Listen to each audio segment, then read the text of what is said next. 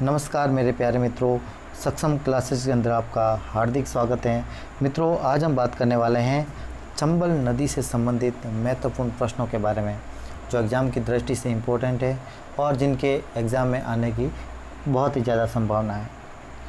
मित्रों, स्टार्ट करने से पहले मैं आपको बता देता हूँ कि काफ़ी लंबे टाइम से मैं यूट्यूब पे नहीं आ सका। इसके पीछे कुछ वजह थी, समय नहीं मिल पा रहा था, लेकिन मैं आगे कंटिन्यू रहूँगा और आपके लिए एग्ज़ाम की दृष्टि से महत्वपूर्ण प्रश्नों को लाता रहूँगा। तो मित्रों, मेरे साथ जुड़िए और निश्चित तौर पे आपको एग्ज़ाम में फ़ायदा मिलने वाला है, ठीक है। क्योंकि मैं कंटिन्यू आप पढ़ाई करता हूँ और उसी के बाद क्लास लेता हूँ, उससे पहले कभी लेता नहीं हूँ, तो इस बात का आप विशेष ध्यान रखें। तो बढ़ते हैं आगे और बात करते हैं अपने पहले प्रश्न के बारे में। पहला प्रश्न आपके सामने है, निम्नलिखित में से चंबल नदी का उद्गम स्थल है। निम्नलिखित में से चंबल नदी का उद्गम स्थल है। मित्रों, वैसे सभी को पता होगा, लेकिन आपको बता देता हूँ, इसका जो सही आंसर है वह है जनापाव की पहाड़ियाँ। जनापाव की पहाड़ियाँ, बात आती है जनापाव की पहाड़ियाँ, ये कहाँ पर हैं? तो ये मध्य प्रदेश के अंदर। और मध्य प्रदेश के अंदर भी कहाँ पर? तो मध्य प्रदेश के अंदर मित्रों विंध्याचल पर्वतमाला के अंदर, ठीक है, विंध्याचल पर्वतमाला के अंदर। ये तो बात हो गई इसके उद्गम स्थल के बारे में। फिर बात आती है कि राजस्थान में प्रवेश कहाँ से करती हैं। राजस्थान में प्रवेश कहाँ से करती हैं? तो चित्तौड़गढ़ के अंदर एक जगह है मित्रों, चित्तौड़गढ़ के अंदर एक जगह है चौरासीगढ़, ठीक है, क्या नाम है? चौरासीगढ़। यहाँ से राजस्थान के अंदर प्रवेश करती है। और मित्रों, ये समाप्त कहाँ होती है? तो मित्रों यमुना नदी, यमुना नदी के अंदर ये नदी मिल जाती है। जहाँ से मिलती है उस जगह का नाम है मुरादगंज। क्या नाम है? मुरादगंज, यूपी के अंदर, ठीक है, मुरादगंज यूपी के अंदर ये यमुना नदी के अंदर मिल जाती हैं। इस क्वेश्चन से आपको मित्रों 3 से 4 जानकारियाँ मिली, निश्चित तौर पे एग्ज़ाम में आपके फ़ायदेमंद होगी, ठीक है। अगले क्वेश्चन की ओर मूव करते हैं। अगला क्वेश्चन आपके सामने ये रहा, निम्नलिखित में से कौन सा जिला चंबल नदी का अपवाह क्षेत्र नहीं है? तो मित्रों, आपको बताना है कि सही आंसर कौन सा होगा। तो आप खुद ही बता दोगे, तो मैं आपको बता देता हूँ। मित्रों, जहाँ से चंबल नदी प्रवेश करती हैं, तो एक तो हो गया है मैं मित्रों ये चित्तौड़गढ़, ठीक है।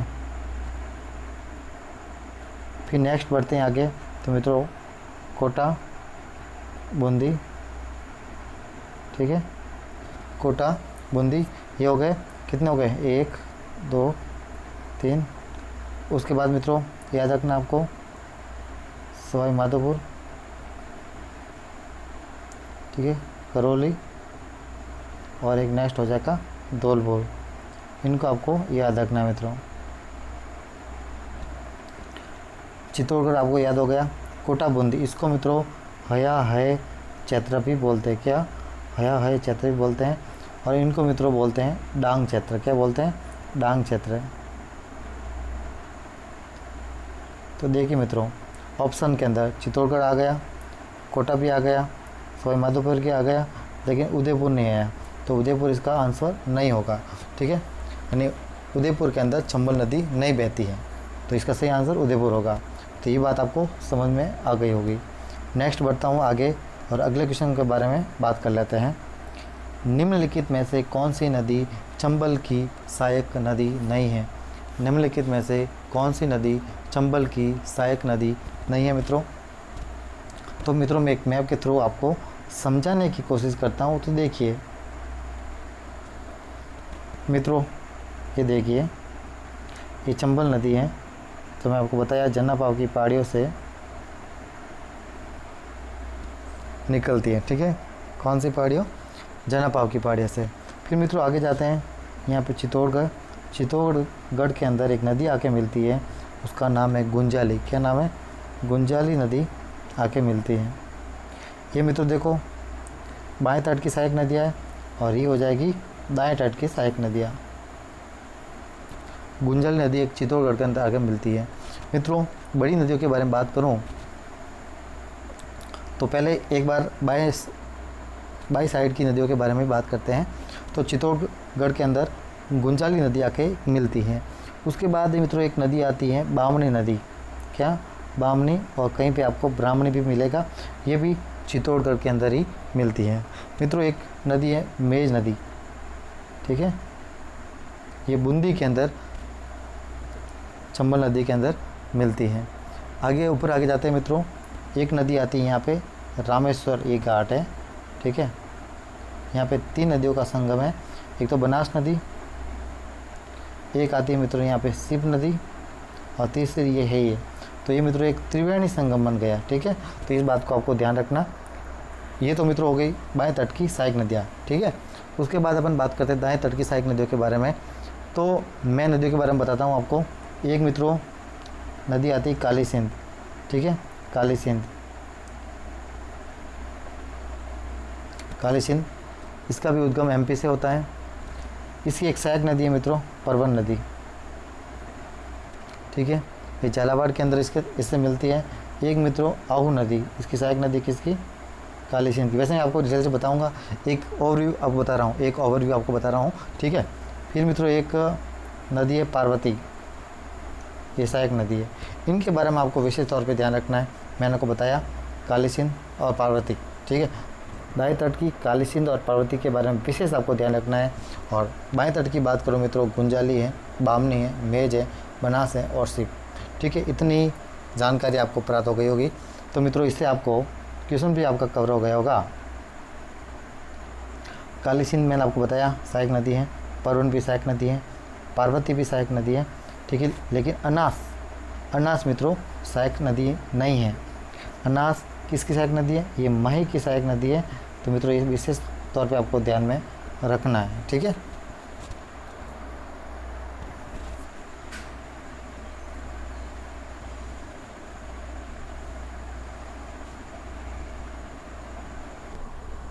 बात करते हैं अगले क्वेश्चन के बारे में। अगला क्वेश्चन देखिए मित्रों, चंबल नदी का प्राचीन नाम है, चंबल नदी का प्राचीन नाम है। वैसे आप सभी को पता होगा और आपको आंसर भी आ गया होगा। तो मित्रों ऑप्शन दिए हुए हैं सरस्वती, वशिष्ठी, चर्मणवती, पार्वती। तो मित्रों सही आंसर होगा चर्मणवती, ठीक है। इसका सही आंसर कौन सा है, चर्मणवती। मित्रों सरस्वती नदी प्राचीन नाम किसका है, गग्गर का। वशिष्ठी बनास को कहते हैं और चर्मणवती इसका प्राचीन नाम है। इसके अन्य उपनामों के बारे में बात करूँ तो मित्रों इसको राजस्थान की कामधेनु भी बोलते हैं, किसको, चंबल नदी को। और इसको बारहमासी नदी भी बोलते हैं। कौन सी नदी, बारहमासी, क्योंकि 12 मास बहती रहती है, ठीक है। इतना आपको ध्यान रखना है। बढ़ते हैं आगे क्वेश्चन, नेक्स्ट क्वेश्चन के बारे में बात करते हैं। निम्न में से कौन सी नदी राजस्थान को सर्वाधिक जल की आपूर्ति करती है। निम्न में से कौन सी नदी राजस्थान को सर्वाधिक जल की आपूर्ति करती है। तो मित्रों यहाँ पर भी आपका सही आंसर होगा चंबल नदी, ठीक है। तो बढ़ते हैं आगे, अगले क्वेश्चन के बारे में बात करते हैं। निम्नलिखित में से कौन सी नदी उत्कात भूमि के लिए कुख्यात है। निम्नलिखित में से कौन सी नदी उत्कात भूमि के लिए कुख्यात है। तो मित्रों सही आंसर होगा कौन सा, चंबल, ठीक है। मित्रों एग्जाम में आए कि अवनालिका अपर्दन के लिए कौन सी नदी जानी जाती है।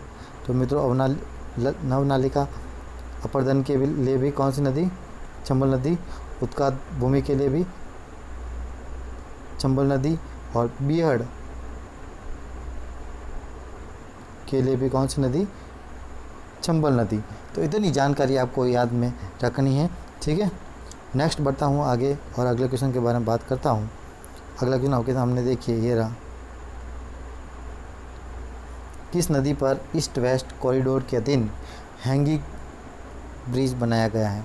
किस नदी पर ईस्ट वेस्ट कॉरिडोर के अधीन हैंगिंग ब्रिज बनाया गया है। तो मित्रों आपके सामने ऑप्शन दे रखे हैं और यहाँ पे जो सही आंसर होगा चंबल नदी। चंबल नदी ये कहाँ पर है, कोटा के अंदर। कहाँ पर, कोटा के अंदर। और इसकी लंबाई कितनी है, 1.5 किलोमीटर, 1.5 किलोमीटर, ठीक है। और ये राजस्थान में बना हुआ एकमात्र हैंगिंग ब्रिज है। राजस्थान में बना हुआ एकमात्र हैंगिंग ब्रिज है, इसको भी आपको ध्यान में रखना है। नेक्स्ट है, चंबल नदी किस ज़िले में नहीं बहती है। सेम टू सेम आ गया मित्रों, आपको मैंने बता दिया था। और देखिए ऑप्शन करौली में बहती हैं, सवाई माधोपुर में बहती हैं, कोटा के अंदर बहती हैं, लेकिन बारा के अंदर ये चंबल नदी नहीं बहती है। तो मित्रों ऑप्शन नंबर 2 यहाँ पे आपका सही हो जाएगा। नेक्स्ट देखिए, नदी जिसका जल बंगाल की खाड़ी में पहुँचता है, नदी जिसका जल बंगाल की खाड़ी में पहुँचता है। तो मित्रों देखिए माही ये इस तरह से यू के आकार में बहती है, उल्टे यू के आकार में ये, और ये गिरती है खंभात की खाड़ी में, यानी खंभात खाड़ी आप समझ गए अरब सागर के अंदर, ठीक है। सोम नदी माई की सहायक नदी है। साबरमती मित्रों ये भी सेम अरब सागर के अंदर, ठीक है, अरब सागर के अंदर गिरती है। लास्ट कौन सी रही? चंबल नदी। चंबल नदी कहाँ मिलती है मित्रों? यमुना के अंदर, और यमुना नदी किसकी सहायक नदी है? गंगा की, ठीक है, किसकी सहायक नदी है? गंगा की, और गंगा जाकर गिरती है किसके अंदर? बंगाल की खाड़ी के अंदर। तो मित्रों लगभग सभी जानकारी आपको प्राप्त हो गई।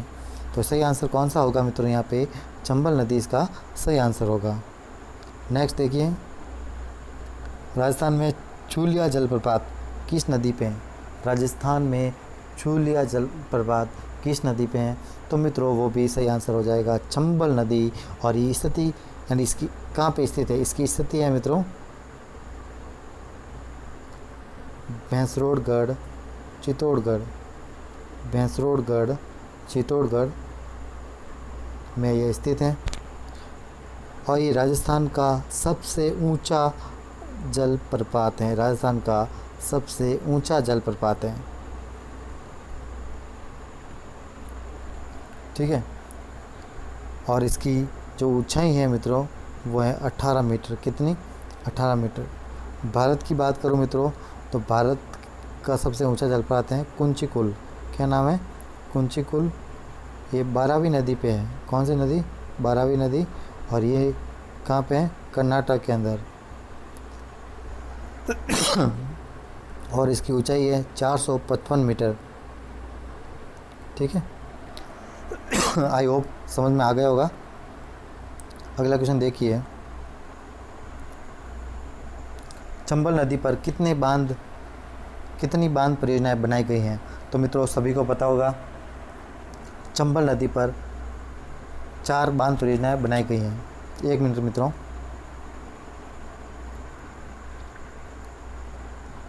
चंबल नदी पर 4 बांध परियोजनाएं बनाई गई हैं। तो मित्रों बताता हूँ आपको कौन कौन सी बांध परियोजना है। चंबल नदी पर 3 चरणों के अंदर 4 बांधों का निर्माण किया गया, ठीक है। प्रथम चरण की मैं बात करूँ तो प्रथम चरण के अंदर एक तो गांधी सागर,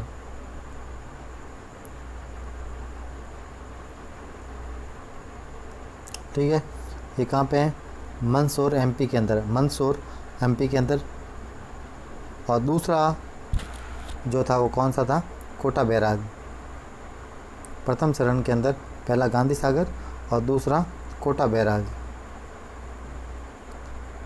सेकंड चरण की बात करूं मित्रों, इस चरण के अंदर राणा प्रताप सागर बांध का निर्माण कराया गया। कौन सा?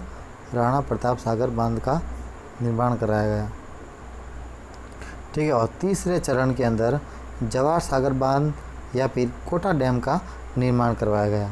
जवाहर सागर बांध या कोटा डैम का निर्माण कराया गया तीसरे चरण के अंदर। तो इस प्रकार से ये आपको याद में रखना है, ठीक है। जवाहर सागर बांध की बात करूँ तो मित्रों ये कोटा और बूंदी के अंदर है। कहाँ पे? कोटा और बूंदी के अंदर।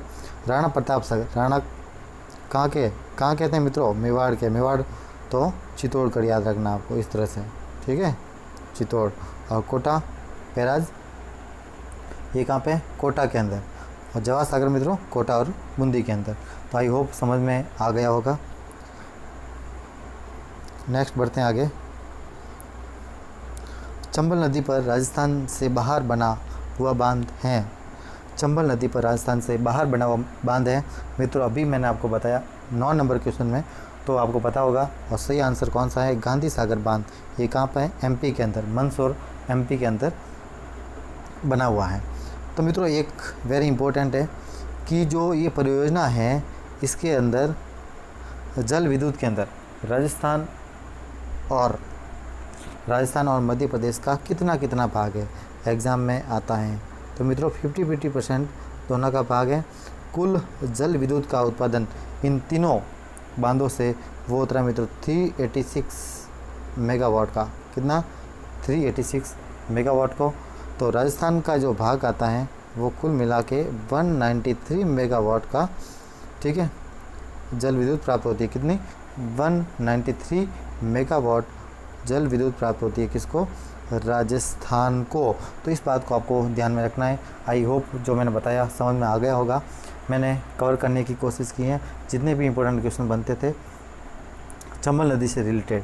और भी मित्रों मैं आगे इसकी सहायक नदियों के बारे में बताऊंगा, जिसमें बनास होगी, ठीक है, बनास की भी सहायक नदियाँ इंपॉर्टेंट, उनके बारे में बात करूंगा। मेज है, सीप है, उन सभी के बारे में बात करूंगा।